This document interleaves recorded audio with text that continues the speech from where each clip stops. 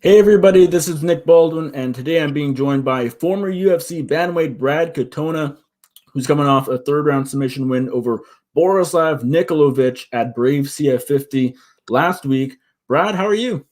I'm good. I'm good. I always smile at people trying to pronounce my opponent's name. I'm not going to even attempt it. So I think you got it right. It sounds pretty right. I'm more daring than you, apparently, which we I know know. is not true. Which we know is I'll not just true. stick to fighting in a cage. That's it. Yeah, and I won't attempt that whatsoever. First of all, I mean, what did it feel like to get your first win since December 2018? I mean, you're a guy that coming up, on the Canadian regional circuit, you're used to winning, and then all of a sudden in the UFC, you went 2-2, dropped a couple in a row. How good did it feel to get back into the win column? It was mostly just exciting to get back in that cage. Yeah. Yeah, it was a long day off. I know a lot of fighters have had long layoffs. Just it was poor timing on my part with the departure from the UFC and then the whole pandemic hitting. But it felt really good to be back in the cage. Felt like I didn't skip a beat. It feels like I am a new fighter than I was the last time I fought and the time before that. I'm always trying to push that envelope, and I was so excited just to be able to compete again because it's what I love doing. And that's why I'm in the sport. I don't know if you've watched the fight back, but just sort of if you have or thinking about it in your head, how would you assess your performance overall? Looking at it, it's a solid 7 out of 10 performance. I think I just need to do more. The more I do in a fight, the more I attempt, the better I do. There's a couple moments in that fight where um, I didn't trust some things that's work in the gym, and you can say that's due to time off and not. It's just because I haven't been in those positions that many times in fights. So for me, it's really I just need to trust myself more, trust my training a little bit more, and like I was saying before the show, I think I could have gotten the finish in the second round. And that's no offense to my opponent or anything. It's just there's a couple positions, there's that. I was in the half guard, a crossface underhook. I was past the mount. And then for some reason, I abandoned it. I didn't trust it. And that should have been a clean pass to mount. And, after his first round of a lot of high energy escapes, that should have been it. Then that should have been the fight right there. But I'll settle for a third round finish. But I'm looking just to keep on building off of How are you feeling physically about a week later? I mean, you don't even look like you were in a fight, but any, that. any bumps and bruises at all?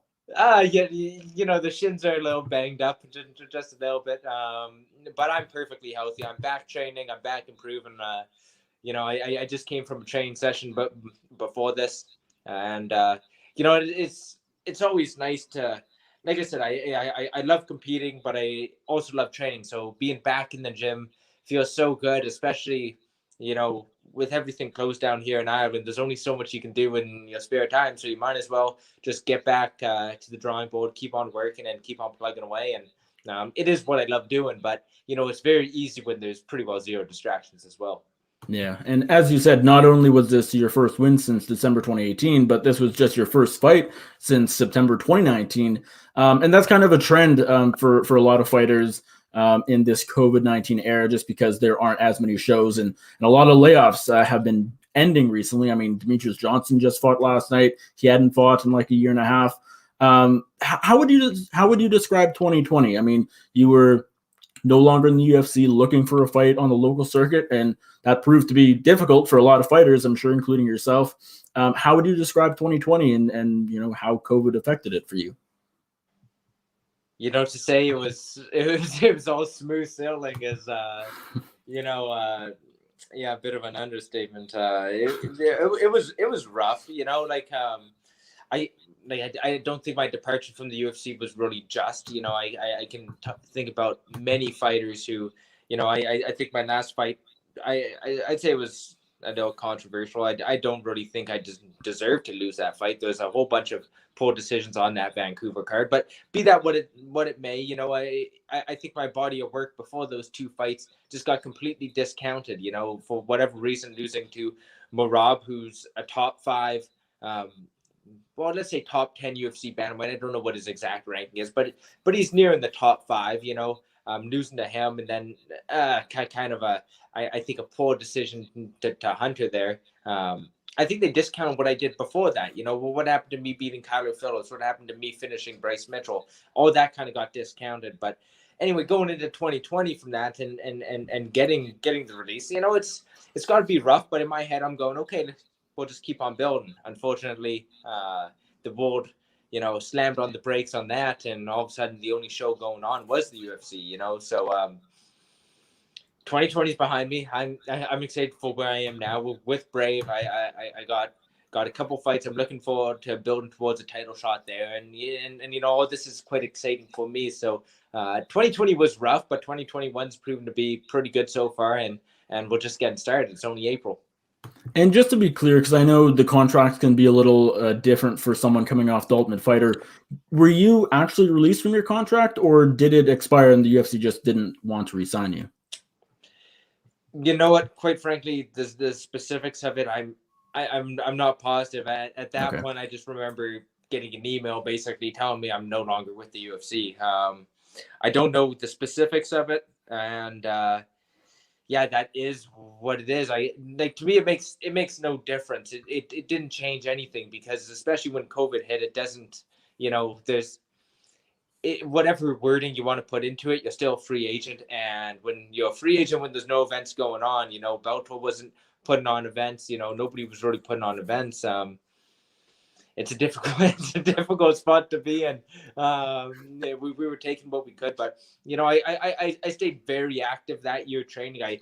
I did everything in my power to improve. I took a real personal responsibility on my improvement, because there's lockdowns going on in Canada. There's lockdowns going on in Ireland. You couldn't train with your team, so I took a real personal responsibility of getting that improvement. And I think it showed in my most recent fight at Brave 50. I think it was the best I've ever looked, and that's a large part due to the work I put in 2020. Was Brave kind of your only option, or were there some other possibilities for a fight? Just because I know Bellator came back like last summer sometime. Some other regional promotions have been putting on cards since sometime, in the second half of 2020. But was Brave kind of like your only option as far as you know? No, there was certainly other options, but the big thing with Brave is they're putting on events. The biggest thing for me was being active, and you can sign a contract with someone else, but it only means something if you can compete. And so my big thing right now was getting active, getting a promotion behind me, and Brave is that promotion. We certainly had some other options, but Paradigm Sport Management, my management company, has been building a very strong relationship with Brave. So, it's one of those natural kind of movements. It wasn't going to be possible at the start of 2020, but, their relationship grew, and that put me in line with them. And here we are. What was it like fighting in Bahrain for Brave for your debut? As a fellow Winnipegger, it felt pretty cool, man. It felt pretty cool.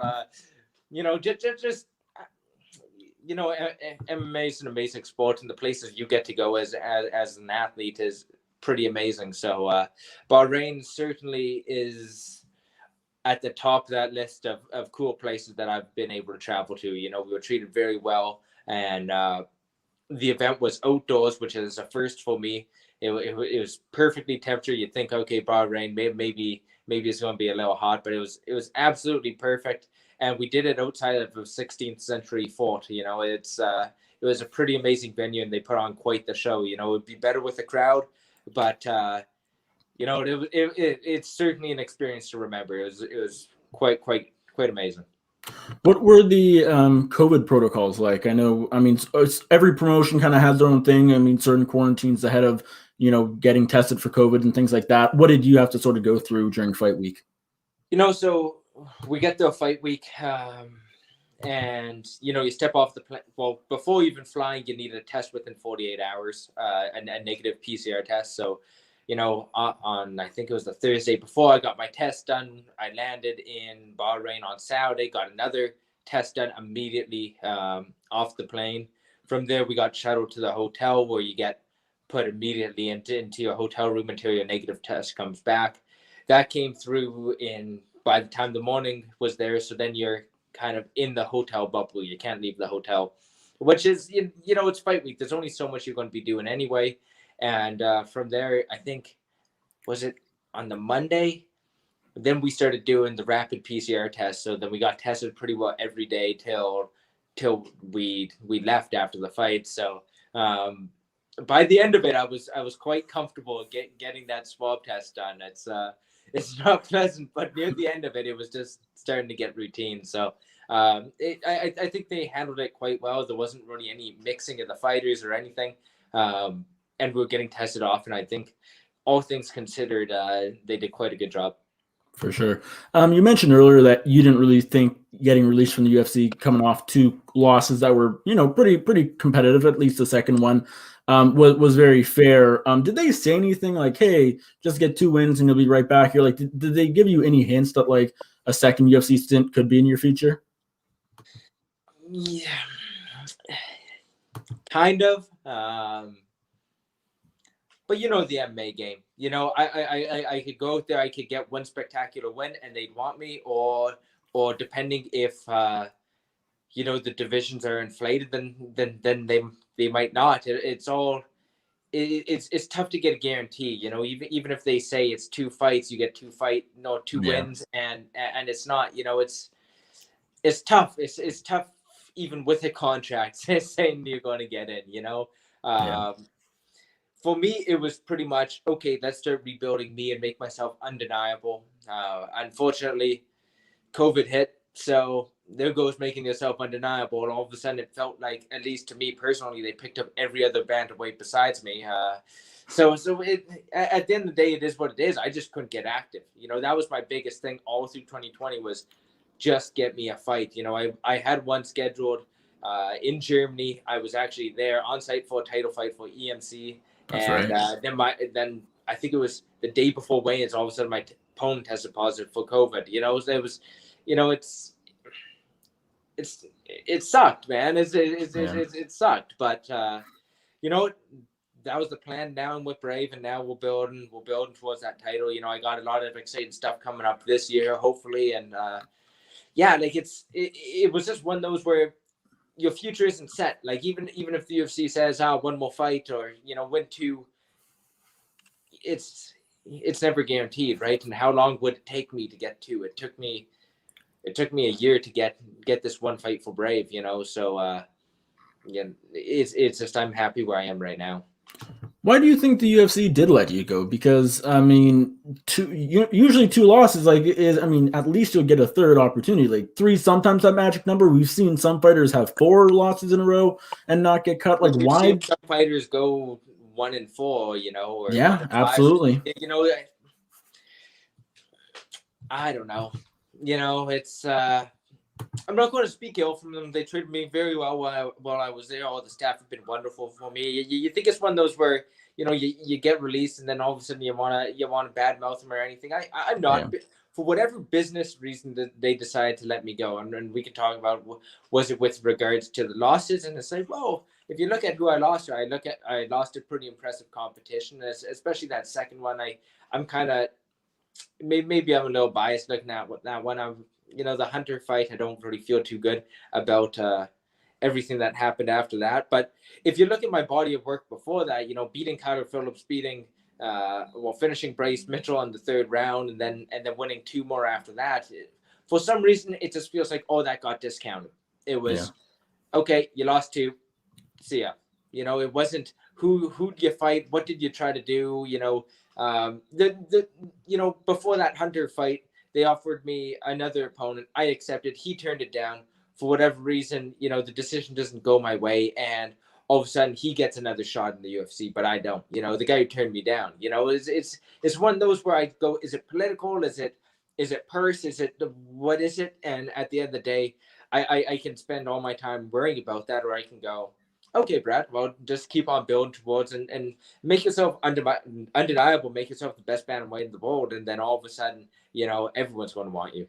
Yeah. The only other thing I want to ask you about on this topic specifically is what do you think, if anything, this says about the UFC's commitment or lack of commitment to the Ultimate Fighter? Just because they've used the show, this brand, for years and years to develop new talent, to get new talent, to find new talent, and to let that talent go after just a couple losses. Like, does that say anything about what the Ultimate Fighter means or how the UFC looks at the Ultimate Fighter nowadays?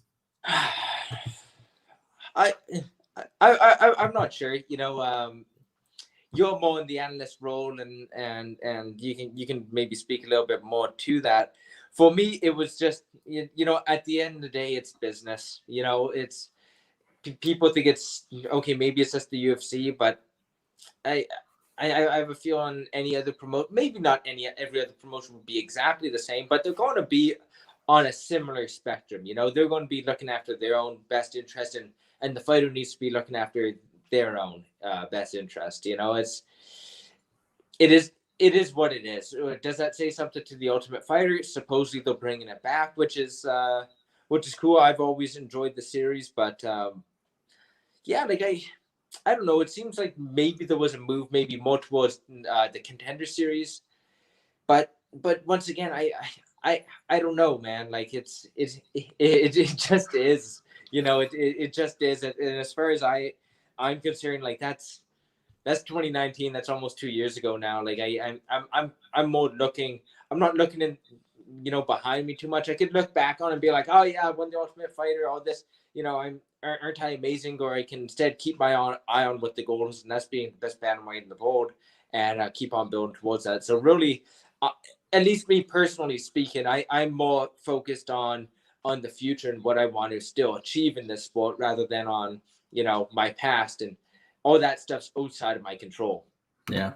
You mentioned that you plan to compete for Brave again. Do you have a multi-fight deal with them, and do you sort of see Brave as a potentially long-term home for you? I have a multiple fight deal with them, and I'm quite excited about because they not only did they get me a fight this year quite quickly, like April 1st from.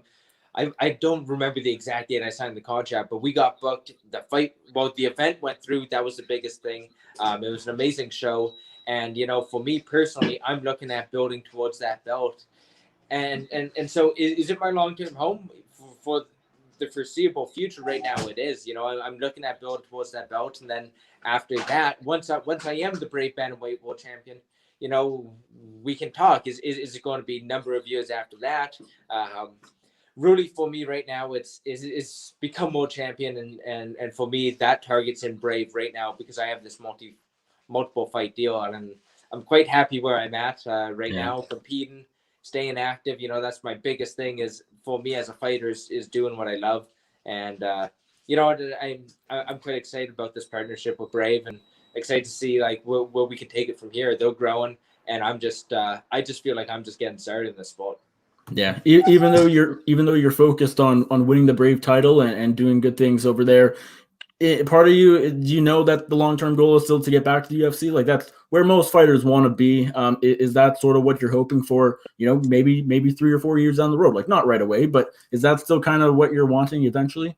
Quite frankly, we'll see. We'll see what the landscape looks like in 4 years, and it's really tough to say right now. Basically, I want to be undeniably the best bantamweight in the world, and wherever I can prove that, that's where I want to be.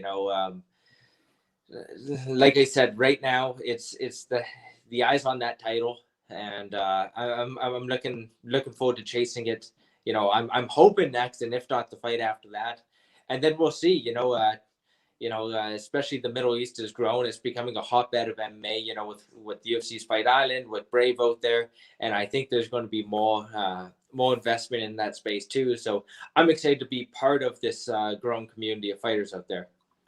And as I mentioned earlier, you didn't really take a whole lot of damage in your last fight. And considering the year and a half layoff you went on before that, is the plan to get back in there pretty soon? Like, do you have sort of any time frame in mind for when you want to step back in there?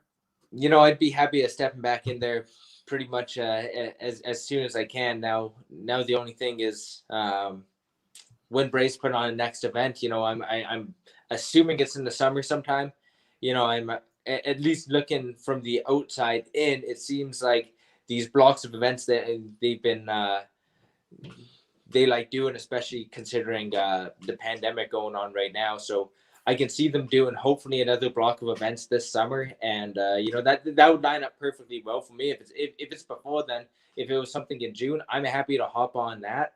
But really, right now, that's a little bit outside my control. I know. Hopefully, after the summer with vaccines and everything, we're going to be on the better side of COVID. It's kind of tough to say right now. I know. Here in Ireland, we're still locked down. It's just even back home in Canada, there's places relocking down. I believe Ontario and some places in BC are locking down again. So I'm hoping that I can get one in the summer. Just God willing, or whoever willing, whatever willing. I'm just hoping I can get one in the summer, and then we're on the other side of this thing, Brody. Basically by the time August rolls around, I think at least the MMA space is going to be looking a whole lot healthier, starting to, all your regional shows starting to kickstart again, and really the machine that is MMA rebooting. So I'm hoping one this summer. I take sooner, but beggars can't be choosers right now. So I'll take what I can get.